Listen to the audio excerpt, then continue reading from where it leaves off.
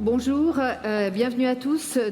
Désolée pour ce petit décalage au niveau du timing, mais comme vous avez pu le voir, ce matin, le contenu était dense, donc on a pris un peu de retard sur la salle de sang et on a une retransmission des échanges sur la salle de sang. Donc merci à tous d'être aussi nombreux ce matin pour cette deuxième édition de Social Change, le grand événement sur la RSE, la responsabilité sociétale des entreprises, co-organisé par l'agence API et Nantes Métropole.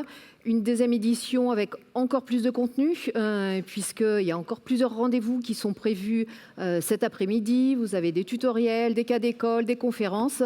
Donc j'espère que vous pourrez rester avec nous. J'espère que vous avez déjà appris beaucoup de choses ce matin. Mais voilà, la journée n'est pas terminée. En attendant, pour clore cette matinée et avant d'accueillir Johanna Roland, présidente de Nantes Métropole, je vous propose d'accueillir tout de suite Laurent Berger, secrétaire général de la CFDT. On peut l'applaudir. Et vous êtes ici un petit peu sur vos terres, Laurent Berger, bonjour. Bonjour à toutes et à tous. Merci d'avoir répondu à l'invitation de Social Change. Je le disais, vous êtes un peu sur vos terres puisque vous êtes natif de Guérande.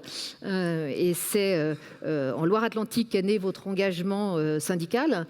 Tout d'abord au sein d'une association d'insertion dont la mission était d'aider des adultes en chômage de longue durée et allocataires du RMI à retrouver un emploi. Et c'est là où, élu délégué du personnel, vous avez créé une première section syndicale CFDT. Le début d'un parcours qui vous a ensuite conduit à devenir, en 1996, permanent de l'union locale CFDT à Saint-Nazaire. Pardon. Puis secrétaire général de l'union régionale CFDT des Pays de la Loire en 2003. Puis élu à la commission exécutive confédérale en 2009, avant de devenir secrétaire général adjoint de la CFDT en 2012, puis secrétaire général. Voilà pour les présentations. On va rentrer tout de suite dans le cœur du sujet. Juste une petite précision avant. Durant l'intervention de Laurent Berger, vous allez en effet pouvoir participer, vous exprimer en lui posant des questions sur votre smartphone. Voilà, c'est simple, il n'y a pas d'application à télécharger, c'est anonyme. Vous avez juste à vous connecter sur le site evals.fr depuis votre navigateur. Vous entrez le code SC19. En majuscule, en minuscule, c'est comme vous voulez, ça marche de toute façon. Et donc, vous pourrez, durant tous les échanges, poser des questions qu'on retrouvera à la fin de mon échange avec Laurent Berger. Et on essaiera d'en prendre le maximum. J'imagine qu'elles seront nombreuses. Alors, n'hésitez pas. Laurent Berger, on est donc là aujourd'hui dans le cadre de Social Change pour parler de votre pacte du pouvoir de vivre. Alors, un pacte que vous avez porté avec Nicolas Hulot et que vous avez présenté en mars dernier. Alors peut-être, avant de le détailler, avant de voir ce qu'on y trouve, deux mots sur la genèse. Comment est né ce pacte? Quel a été l'élément déclencheur? D'abord, ce n'est pas un pacte de Laurent Berger et Nicolas Hulot, c'est 19 organisations qui, ensemble, parce qu'elles étaient du monde, soit des ONG engagées sur les questions environnementales, des associations de lutte contre la pauvreté, des organisations syndicales, du monde de la mutualité, ont décidé ensemble, dans un moment quand même, je vous rappelle l'hiver dernier, où une hystérisation en fait du débat collectif, la vision donnée qui aurait incapacité à faire se conjuguer la nécessité de la transition écologique avec celle de la justice sociale. On s'est dit en fait on traverse un moment où il faut faire appel à du sens, redonner un peu du sens à ce que pourrait être un modèle de développement qui articulerait la performance économique, c'est pas un gros mot, la justice sociale, la réduction des inégalités et en même temps cette capacité à s'inscrire dans les profondes mutations qui sont les nôtres aujourd'hui. Évidemment la transition écologique qui est absolument nécessaire, mais aussi la révolution technologique que l'on vit et qui bouleversent nos façons de travailler, de se déplacer, de vivre, de communiquer. Et donc on s'est dit il faut remettre du sens, il faut redire qu'il y a une voie possible qui est autre que celle de l'affrontement ou des choix mortifères entre la justice sociale et la performance économique, entre l'écologie et l'économie, et entre finalement l'écologie et même la justice sociale. Et pour ça, il faut assumer sa part de responsabilité. Il faut se dire où sont les responsabilités pour agir sur un certain nombre de terrains qui conjuguent finalement cette capacité à faire vivre ces trois dimensions de ce que devrait être un modèle de développement et un modèle de société vertueux. Et puis on s'est dit il faut s'engager. Il faut s'engager au moment où on donne le sentiment que être contre, c'est assez porteur. Nous, on s'est dit, oui, bien sûr, on est tous engagés dans des choix qui font dire non à un certain nombre d'évolutions. Mais on a voulu dire, voilà, il y a une voie possible et pour ça, on fait des propositions en commun, on porte ces propositions en commun. Et ces propositions, ce n'est pas une forme de coup de com' national, c'est la volonté d'inscrire au plus près des réalités, qu'elles soient territoriales ou dans les entreprises, une façon de penser, de s'engager, de dialoguer, de proposer qui répondent à ce qu'on porte comme vision du modèle de société. Alors on va y venir, on va détailler un petit peu, mais effectivement, ce pacte du pouvoir de vivre, ce n'est pas que 2 hommes, c'est 19 organisations derrière. 51 aujourd'hui. Ah ouais, là j'allais dire, voilà, est-ce que ça avait vocation à grandir? Donc aujourd'hui, c'est déjà 51 organisations. 51 organisations qui représentent, je ne sais pas combien. On trouve qui, par exemple? On trouve les fondateurs déjà, la Fondation Abbé Pierre, ATD Quart Monde, la Mutualité, France Terre d'Asile, France Nature Environnement, la Fondation Nicolas Hulot. C'est horrible ce que je suis en train de faire parce que si j'en oublie, je suis coincé. On trouve des organisations syndicales, la CFDT, la CFTC, l'UNSA. On trouve une organisation de jeunesse étudiante qui est la FAGE. On vous en voudrait pas 51, c'est difficile à retenir. Non, mais les 51, c'est impossible. Déjà, les 19, il faut que je cherche. Donc, on trouve le mouvement associatif, c'est très important. On trouve aussi des réseaux d'éducation populaire, on trouve les Francas, tous ceux qui, finalement, participent à créer du commun à partir de la confrontation des idées, essayer de trouver, qui participent à construire des solutions. On trouve Raison Action Climat, le Secours catholique, etc., etc. Donc aujourd'hui 51, peut-être une centaine demain. Vous avez vocation à accueillir. Oui, l'idée c'est à la fois qu'il y ait plus de signataires de ce pacte en termes d'organisation, mais surtout notre vocation aujourd'hui, c'est de faire en sorte que ça s'inscrive dans des projets très concrets localement. Et donc, ce qu'on a engagé aujourd'hui, c'est notamment les responsables de ces organisations, parce que ce qu'il faut dire, c'est qu'à un moment donné, les responsables de ces organisations ensemble. Dans un soir, on avait organisé une réunion entre nous, j'avais proposé qu'on se retrouve, on s'était dit, qu'est-ce qu'on peut faire maintenant? Est-ce qu'on continue de regarder les choses et un peu chacun dans son couloir en faisant notre boulot correctement, en tout cas en tentant de le faire, ou est-ce qu'on agit en commun? Et là, maintenant, on a décidé ensemble de faire le tour de France.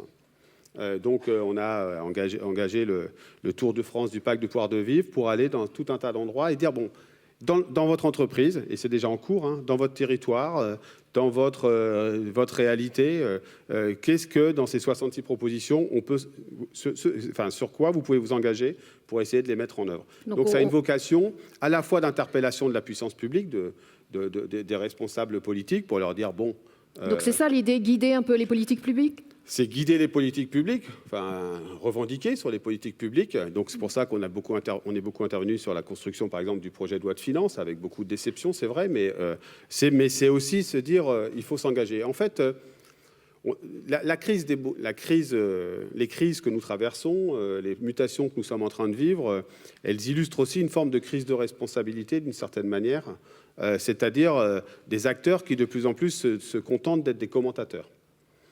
Et souvent, sur la question écologique, par exemple, mais c'est vrai sur la question sociale également, on a un peu la tentation, c'est assez français comme réflexe, de considérer qu'il faudrait s'en référer simplement à ceux qui dirigent. Ou alors, sur la question écologique, parfois on a considéré que c'était les gestes du quotidien de chacun qui pouvaient changer les choses. Eh bien, sur aucune de ces questions-là, ça se passe comme ça. Soit la solution serait totalement que macro et globale, Mais ce n'est pas possible non plus que ce soit que simplement des situations, des réponses locales qui soient apportées. Il faut à la fois des grandes politiques structurelles. Sur la question de la transition écologique, on ne passera pas sans investir massivement dans la transition écologique en accompagnant et les entreprises et les territoires et les citoyens à cette transition écologique, en investissant dans des infrastructures, dans la réduction d'émissions de CO2, notamment liées à l'habitat, etc. Mais ça ne passera pas non plus s'il n'y a pas, au plus près des réalités, une volonté de s'engager. C'est le titre de l'initiative aujourd'hui. Et je crois que la notion de l'engagement collectif autour de projets, c'est aussi ça qu'on veut pousser et pas simplement être une force de témoignage. On ne veut pas être dans le yaka faucon, dans l'espèce d'injonction non plus. L'idée, c'est de dire engagez-vous, vous pouvez être acteur, chacun à votre niveau. Et puis de dire à ceux qui dirigent aujourd'hui ce pays, et pas simplement d'ailleurs que d'un niveau national, il y a des leviers sur lesquels il faut agir pour permettre d'accélérer ce changement qui permettrait d'avoir un modèle de développement qui, encore une fois, conjugue une économie au service de l'humain, de la justice sociale, c'est-à-dire de la réduction des inégalités, donc de la redistribution aussi. Ça veut dire ça, la solidarité, et également, évidemment, une inscription franche et claire dans la transition écologique, parce que sur ce dernier point, il est évident qu'on n'a plus de temps à perdre. Et donc, ce pacte du pouvoir de vivre, c'est 4 axes majeurs. Alors, est-ce qu'on peut les balayer 4 là et puis après, il y a 66 propositions qui sont classées dans ces 4 axes. D'abord, le premier axe, c'est, et on l'a vu avec ce qu'on a traversé, et on le voit tous les jours dans un certain nombre de situations concrètes vécues par des citoyens, c'est donner à chacun le pouvoir de vivre dans un cadre commun en organisant la société sur des bases beaucoup plus solidaires. C'est-à-dire que le choix, c'est vrai, et ça fait partie d'une des propositions, c'est de considérer que dans une société où on tolère que les 10% les plus pauvres continuent d'être un petit peu plus pauvres et à décrocher davantage, on a un problème. Donc, on a essayé de faire des propositions autour de ça veut dire quoi aujourd'hui, ce pouvoir de vivre. On parle beaucoup du pouvoir d'achat, c'est extrêmement important, de vivre correctement de son travail, de pouvoir bénéficier de la redistribution de la richesse qu'on crée, par exemple, dans une entreprise. Mais on ne parlait pas, et on voit bien que ça a émergé énormément, on parle en tout cas insuffisamment de la question de la mobilité, de la question des transports, du logement, mais aussi de la question de la reconnaissance, de la capacité à pouvoir agir avec d'autres, s'exprimer, voilà, de la solidarité intergénérationnelle. C'est le premier axe, il y a plusieurs propositions évidemment. La deuxième, c'est la question de la justice sociale au cœur de l'économie. Je suis devant un public de responsables d'entreprise. Tout le monde sait que la performance économique, elle se conjugue bien souvent avec des conditions de travail, de la redistribution qui vont avec. Donc on fait des propositions aussi. Le troisième, c'est la question évidemment de la transition écologique. C'est absolument, et là-dessus, il y a des choix structurels très forts à opérer. Et puis le dernier point, c'est peut-être plus étonnant, c'est que moi je suis persuadé que ces profondes transformations, elles pèsent aussi sur la démocratie, au sens où ce qu'on est en train de traverser, c'est aussi une forme de crise démocratique, où sans doute l'ensemble des institutions, organisations syndicales compris, mais l'ensemble des institutions ont sans doute trop, pas méprisé, c'est pas le sens, mais en tout cas, on passe assez entendu que l'aspiration, c'est que l'aspiration des citoyens dans une société, mais l'aspiration des travailleurs dans une entreprise, l'aspiration des habitants sur un territoire, elle est qu'ils puissent participer aux choix qui les concernent. Elle est de pouvoir dire leurs mots et d'avoir de la prise sur leur vie. Et donc, il faut réinventer une forme démocratique. Et donc, on a appelé ça un peu il faut apprendre à partager le pouvoir. Et donc, on fait aussi un certain nombre de propositions dans ce sens-là. Donc 4 axes, 66 propositions. On ne va pas là non plus toutes les lister. Elles concernent qui? Les citoyens, les entrepreneurs? Vous interpellez l'État? Oui, il concerne tout le monde. On n'a pas voulu. Bien sûr, il y a l'État. L'État est évidemment interpellé. Parce que, je l'ai dit, on a par des choix qui peuvent être faits, qui soient des choix fiscaux, des choix budgétaires, la possibilité ou des choix de politique, de politique à mener, on a la possibilité d'orienter ou non vers ce modèle qu'on essaye de dessiner. Mais c'est aussi l'interpellation des citoyens, c'est l'interpellation des entreprises, c'est l'interpellation des associations, des organisations syndicales, etc.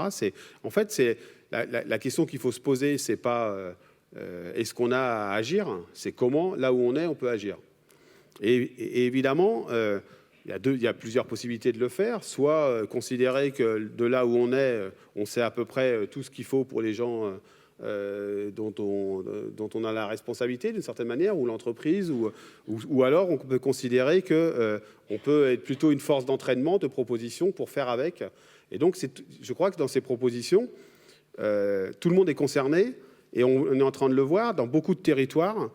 Des représentants de nos organisations eh bien, agissent sur la question de la mobilité, sur la question des migrations, sur la question de la consommation, sur la question aussi de l'emploi. Et puis, on a aussi des entreprises qui ont commencé par le dialogue social à se saisir de ces propositions en disant ça veut dire quoi à l'échelle de l'entreprise? Alors, sur les 66 propositions, il n'y a pas 66 propositions qui sont applicables dans une entreprise. Non, mais là, ici ou là, on a un parterre d'entrepreneurs, de salariés. Qu'est-ce que vous pourriez leur dire aujourd'hui? On a fait un tour tout à l'heure des stands. Clairement, on voit bien que les changements qui sont à opérer, en tout cas dans l'entreprise, moi, le message que je veux dire, elles ne se feront pas sans les travailleurs. Il n'y a pas, et c'est pareil dans une ville, Johanna le sait, il n'y a pas de transformation sans mettre en mouvement aussi, et y compris en dialogue avec les citoyens. Et bien dans une entreprise, je crois que lorsqu'on veut s'engager dans une démarche de responsabilité sociale, que ça tienne à la question sociale ou dans une responsabilité environnementale ou dans une responsabilité sociétale, il faut faire avec.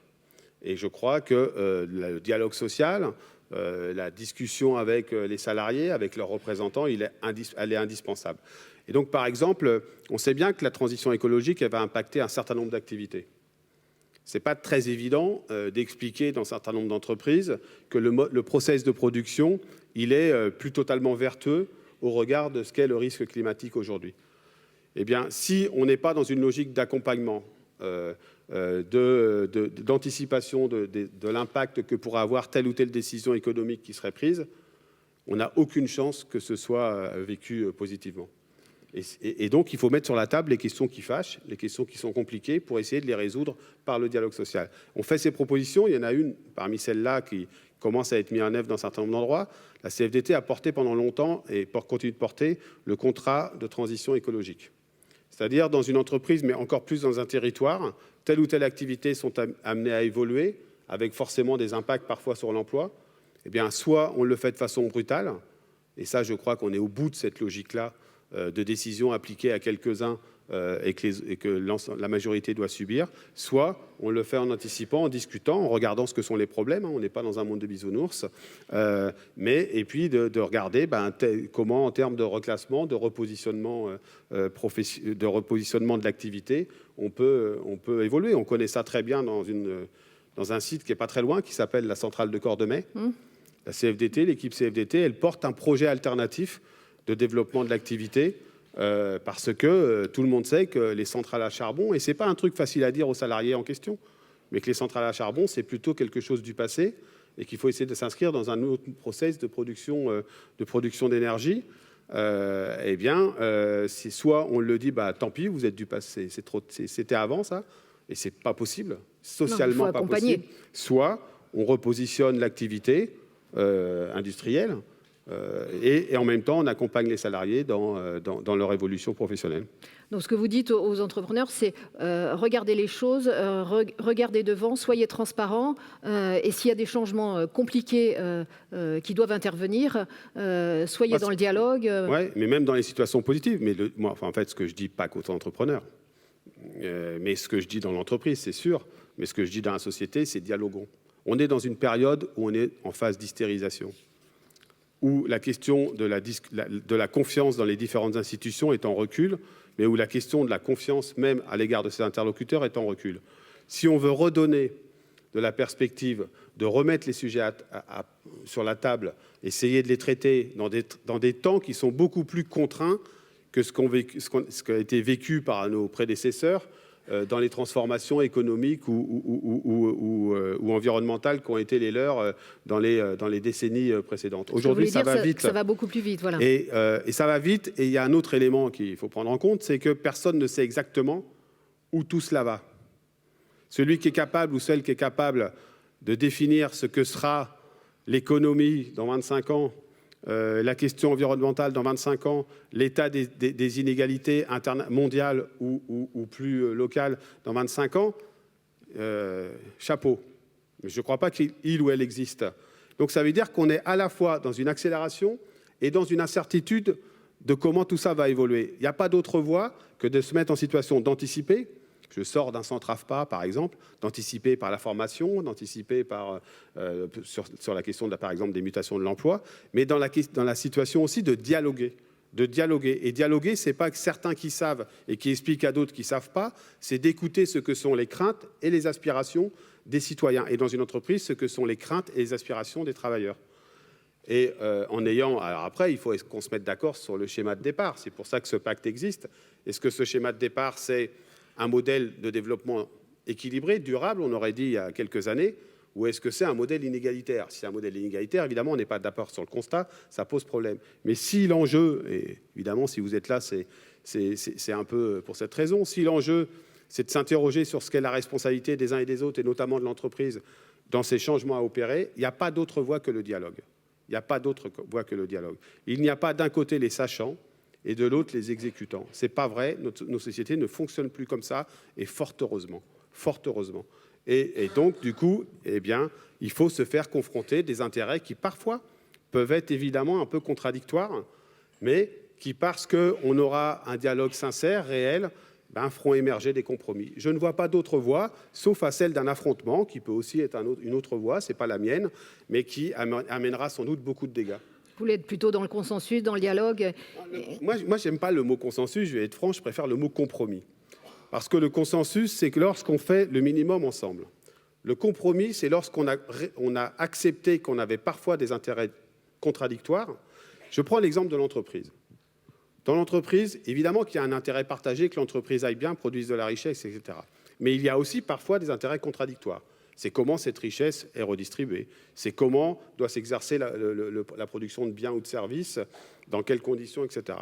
Eh bien, c'est la reconnaissance de ces intérêts divergents, de ce conflit d'intérêts parfois, il est fondamental pour construire du dialogue. Et dans une société, c'est pareil. On est dans une phase où on a l'impression, quand on porte une idée, l'ambition, ce serait d'imposer que tout le monde pense comme soi. Ça ne marchera pas et c'est mortifère dans le climat de la société. Ce qu'il faut, c'est reconnaître que d'autres peuvent avoir d'autres avis, mais d'être en capacité de les mettre franchement sur la table pour faire émerger le compromis. Le compromis, c'est lorsqu'on avait des intérêts qui n'étaient pas toujours communs, à se rapprocher lorsqu'on avait des idées qui n'étaient pas forcément communes, de se réunir pour porter une ambition et de s'engager à la porter. Même si, évidemment, c'est jamais 100% de ce que chacun avait en tête au moment de démarrer, puisque ce n'était pas les mêmes choses. Et ça, c'est dur. C'est dur, c'est un rapport de force parfois, c'est difficile, la négociation collective, mais je pense qu'il n'y a pas d'autre voie. Il n'y a pas d'autre voie, et ça nécessite de la confiance. Et on voit bien aujourd'hui que les entreprises qui sont performantes, c'est les entreprises où la qualité du travail, où les relations sociales sont plus performantes que là où c'est travail et tais-toi. Et alors, certains de vos détracteurs par rapport à ce pacte du pouvoir de vivre disent finalement il n'y a pas grand-chose, c'est un catalogue, je cite, de catalogue de phrases creuses, de bonnes intentions.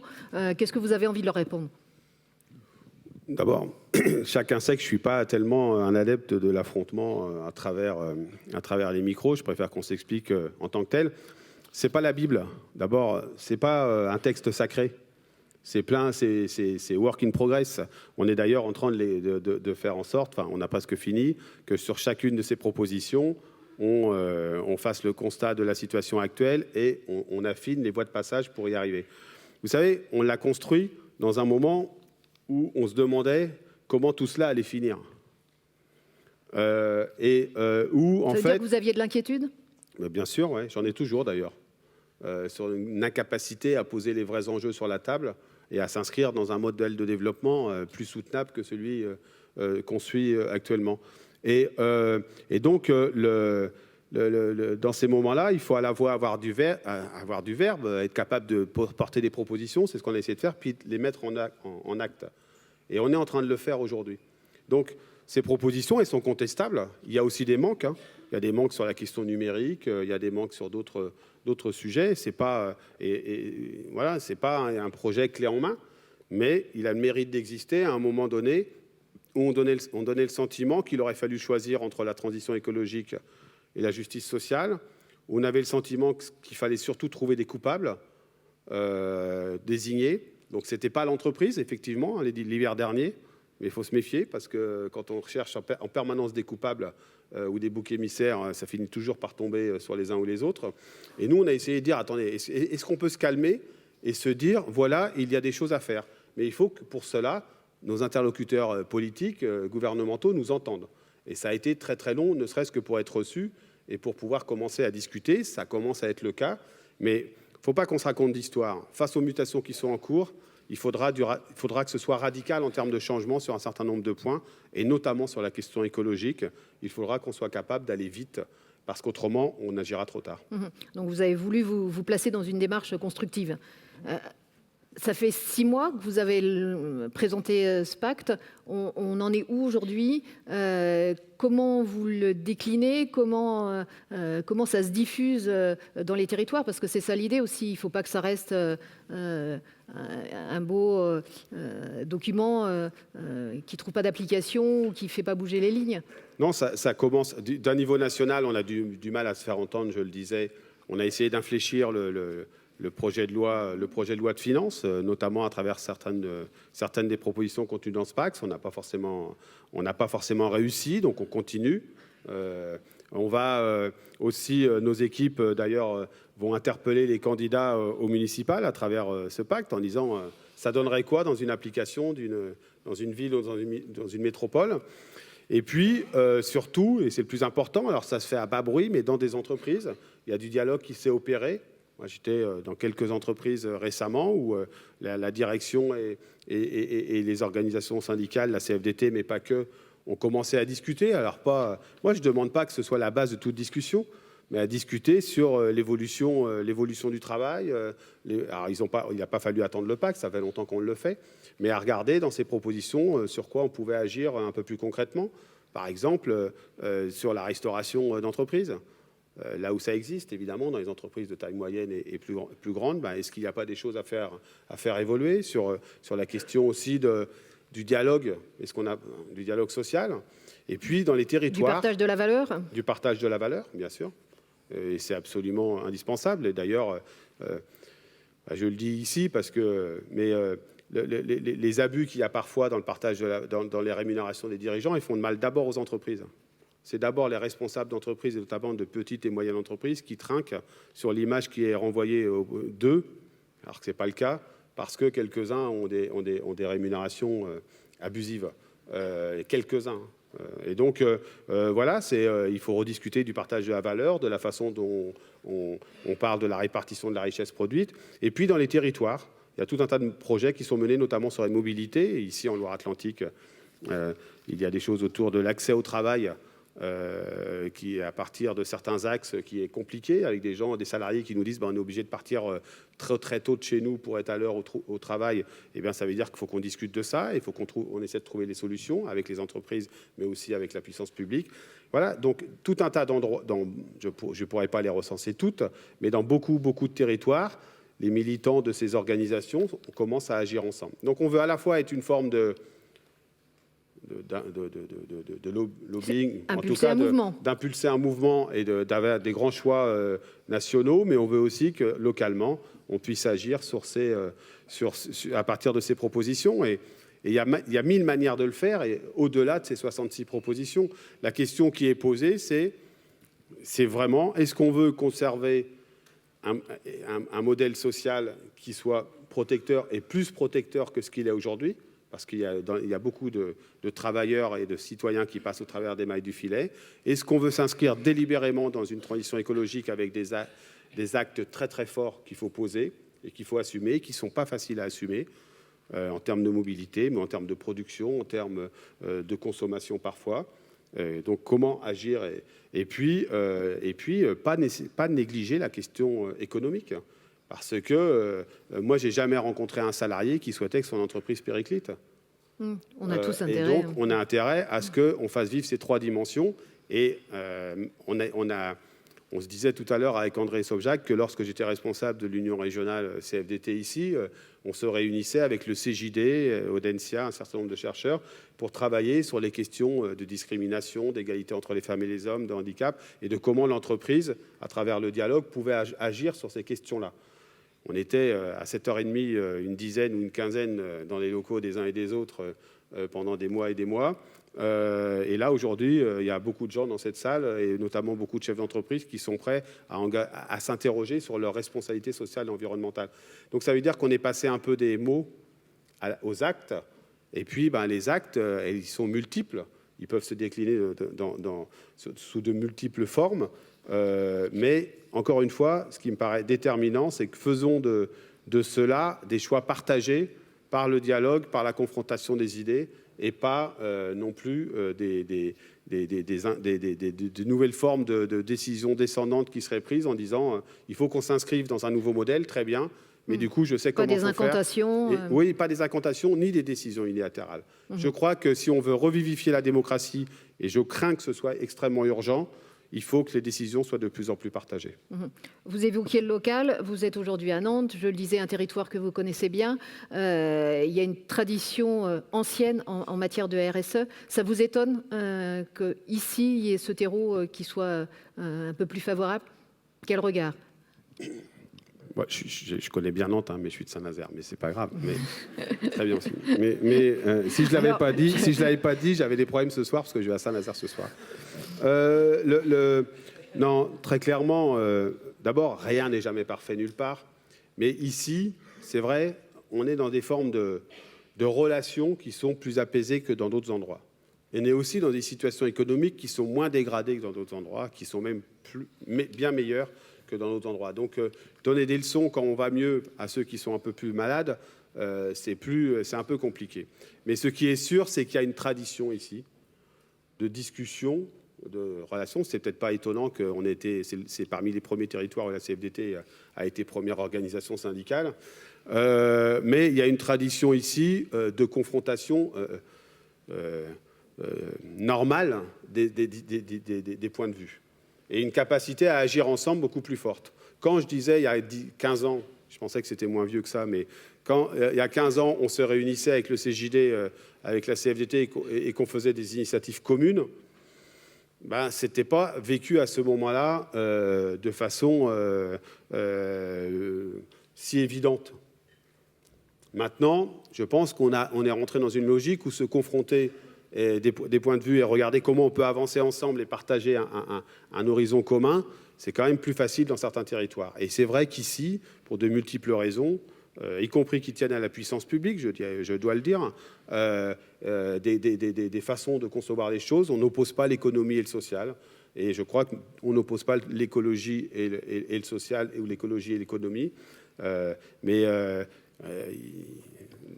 c'est jamais fini, quoi. Il ne faut jamais se satisfaire de ce qu'on a réussi à faire. Il faut toujours se demander où est-ce qu'on peut aller plus loin. Parce qu'encore une fois, il y a quand même urgence. Et puis, si ça pouvait diffuser un peu dans des territoires où la confrontation est des fois beaucoup plus stérile, ce serait bien. Alors, je vous l'avais promis, on va arriver au moment des questions. L'idée, c'est pas que ce soit que moi qui intervienne. J'imagine qu'elles ont été nombreuses, que vous avez envie de réagir par rapport à ce que Laurent Berger a pu vous dire. Donc, normalement, on devrait voir arriver une première question. Alors, elle est longue. Vous la lis. Comment est-il possible de faire évoluer la société dans le sens que vous préconisez quand toutes les fractions de la société pensent à préserver leurs acquis? Comment établir une remise à plat qui touchera forcément le plus grand nombre? Alors, on va essayer de faire des questions courtes parce que je crois qu'il y a pas mal de questions. Des réponses courtes. La question n'était pas courte, mais on va faire des réponses courtes. Des réponses courtes. Vous savez, moi j'avais il y a quelque temps écrit un point de vue dans un grand quotidien régional qu'on connaît tous ici. en expliquant que demain, la question est comment faire mieux sans forcément faire plus. C'est-à-dire que si on n'est pas capable de dessiner un horizon intéressant, qui donne envie, y compris en termes de droits sociaux, moi je suis un syndicaliste, eh bien on n'arrivera pas à faire les changements nécessaires. Et la question, il n'est pas de pointer la responsabilité de telle ou telle situation qui serait plus favorable. Parce que souvent, quand elle est plus favorable, c'est qu'il y a eu de l'intérêt de tous à ce qu'elle soit plus favorable. Et il n'y a aucune raison de revenir là-dessus. Et donc, je crois qu'il faut, ce dont on manque, c'est vers où on va. Et si on est capable de se définir un horizon beaucoup plus désirable collectivement, et qui ne sera pas celui de la sueur et des larmes, de l'effort permanent, sans jamais avoir le temps du bien-être, d'une certaine manière, ça ne marchera pas. Et donc, moi, je ne crois pas que les travailleurs, en tout cas, ça peut pouvoir être étonnant, mais les travailleurs, un peu partout, commencent à mettre la CFDT, à faire progresser la CFDT. On est devenu la première organisation. Franchement, on ne l'a jamais fait en ayant la démagogie de « rien ne changera ». Ça peut changer en étant mieux, mais ça décide que pour ça, on soit davantage écouté, on soit davantage dans la reconnaissance, enfin je le dis clairement, on n'est pas suffisamment dans la reconnaissance que les choses sont complexes et que les choses nécessitent du temps et de la délibération. Et donc moi je crois qu'il faut rentrer davantage dans des confrontations positives de points de vue différents pour faire avancer les choses. Et entendre que parfois il y a des inquiétudes qu'il faut lever, sinon les gens ne passeront pas le cap d'envisager, de produire différemment, de se déplacer différemment, etc.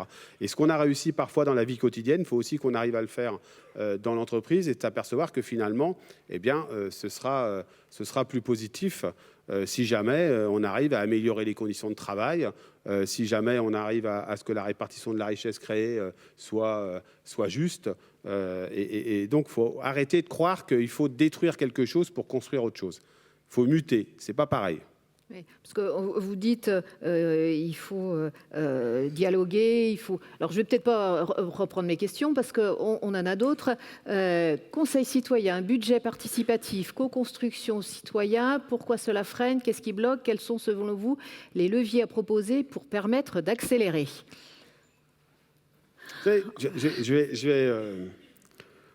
Nous, on s'est battu, on se bat et on commence à mettre en place dans les entreprises pour des espaces d'expression des salariés sur le travail.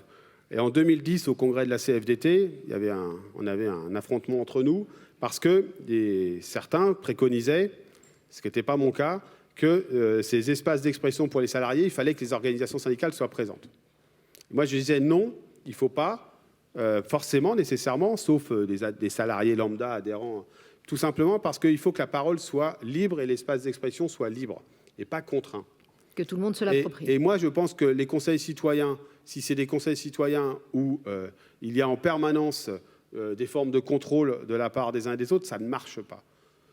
Et donc, je crois qu'il faut se laisser la possibilité de faire confiance aux citoyens ou faire confiance aussi aux salariés dans une entreprise.